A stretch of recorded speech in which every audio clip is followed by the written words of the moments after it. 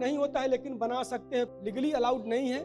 जो गुनाह पूरा देश करता है वो गुनाह गुनाह नहीं रहता, वो गुनाह कानून बन जाता है, राइट।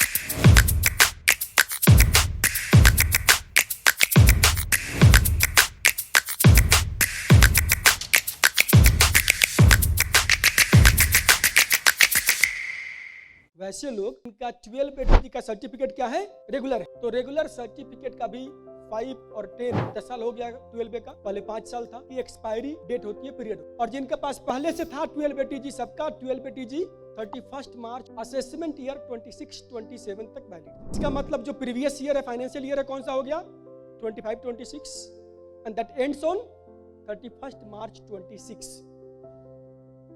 तो जो आपका एक्सपायरी डेट रहेगा 12 एटीजी का, उस डेट के 6 महीना पहले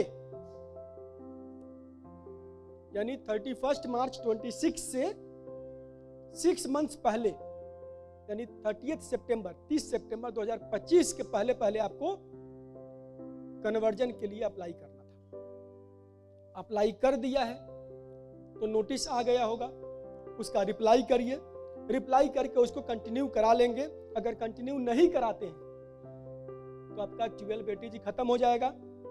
आपने अप्लाई नहीं किया है तो भी आपका 12 एटीजी खत्म हो जाएगा। क्लियर है?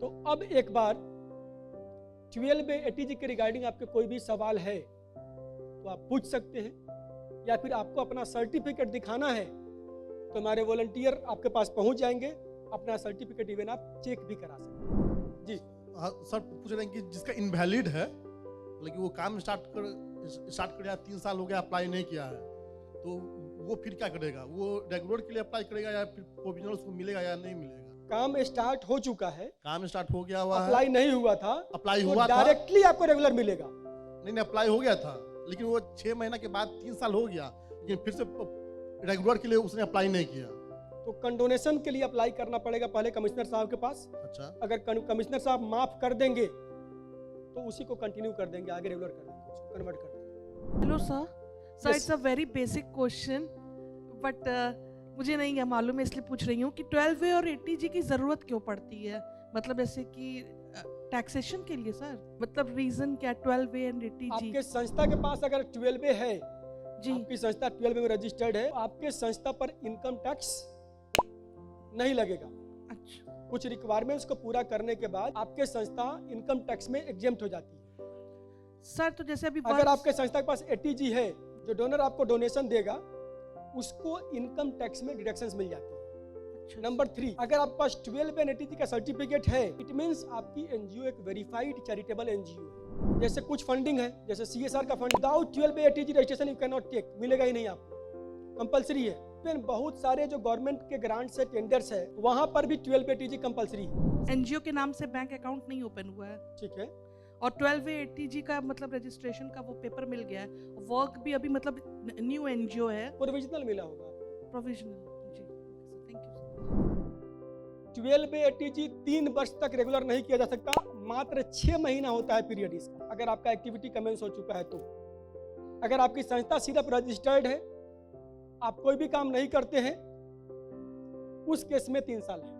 या आपने सिर्फ बना के रख लिया है, कुछ भी नहीं करते तभी 3 साल है। गवर्नमेंट फंड के लिए तीनों, ट्रस्ट, सोसाइटी, कंपनी, तीनों बेहतर है, कहीं पर कोई दिक्कत नहीं है। आपको अपने अकॉर्डिंग देखना है आपके काम के लिए कौन सा सुटेबल स्ट्रक्चर रहेगा, और विशेष के लिए साथ में बैठ करके जब हम लोग बात करेंगे 1 to 1 तो बात कर लीजिएगा। सोसाइटी को ट्रस्ट में रजिस्टर नहीं करा सकते, this is possible only in Maharashtra and Gujarat. Society से ट्रांसफर कंपनी में बता दिया नहीं हो सकता। Section 8 company, what stage we can start NGO any time, कभी भी कर सकती है, कोई दिक्कत नहीं। मेंटेनेंस का खर्चा ज़्यादा है। सेक्शन 8 कंपनी मीन्स हाथी, एलिफेंट, यूज करे ना करे, जो उसका खाना ज़्यादा होता है वो खिलाना पड़ेगा, right. So maintenance cost is high.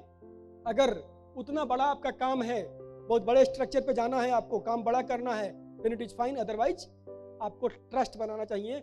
Don't go for section 8 company अगर मेंटेनेंस में डिफिकल्टीज है तो, क्योंकि भूल गए एक भी चीज तो पेनल्टीज बड़ा हाई है सर। सेक्शन 8 कंपनी में स्टार्टअप अप्लाई कर सकते हैं, बिल्कुल कर सकते हैं, कोई दिक्कत नहीं। सोसाइटी में फैमिली मेंबर अलाउड नहीं होता है, लेकिन बना सकते हैं, लीगली अलाउड नहीं है।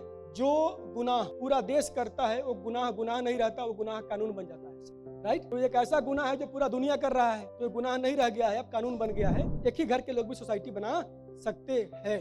Answer is that. सर मुझे न्यू एनजीओ खोलना है, कौन सा एनजीओ खोलना चाहिए स्पोर्ट्स के लिए?